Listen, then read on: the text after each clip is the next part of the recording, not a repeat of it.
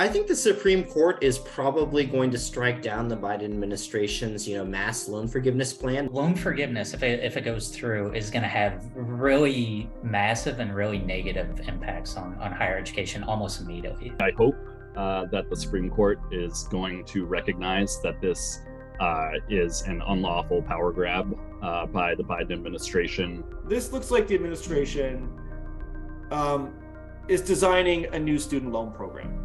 The court is probably going to say, sorry, Biden, if you want to do this loan forgiveness plan, you got to go through Congress. I think if the Supreme Court rules the way everybody thinks that they're going to rule on the merits, they're going to rule that the president does not have the authority to unilaterally forgive all this debt. If Biden does win, it's going to be because nobody is standing to actually sue. If Congress had intended to the Biden administration to forgive $400 billion worth of student debt, they would have said as much. It's creating a new benefit. It's creating a new program with eligibility rules, income cutoffs, sliding scales. It looks like the kind of thing a legislature would do.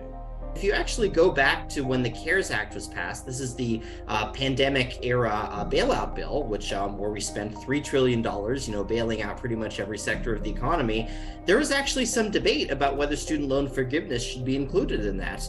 And ultimately, Congress came down on the side of no.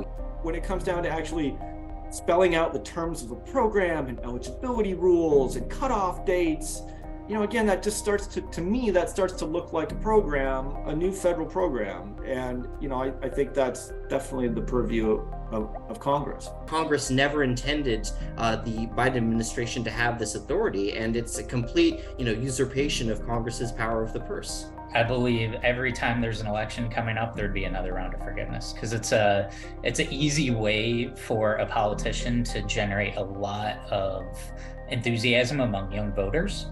And the cost of that is going to be on taxpayers 10, 15 years down the road. The failure to charge interest by the current administration has caused the costs of student loans in this country to just balloon into the hundreds of billions of dollars. And essentially, it's made student loan debt cost more to the American taxpayer than the entire student loan system costed throughout its existence. All students are going to start to borrow as much as they possibly can.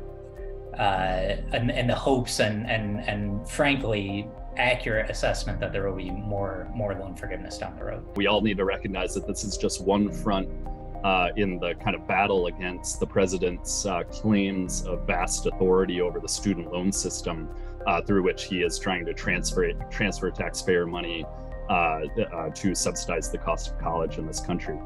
So even if the Supreme Court does rule against the Biden administration and strikes down that headline loan forgiveness plan, there are still a number of other ways through which the Biden administration is bailing out student borrowers. The colleges are going to respond by cranking up prices. I do not think that the president has any authority just to press pause on student loans indefinitely when there is no crisis.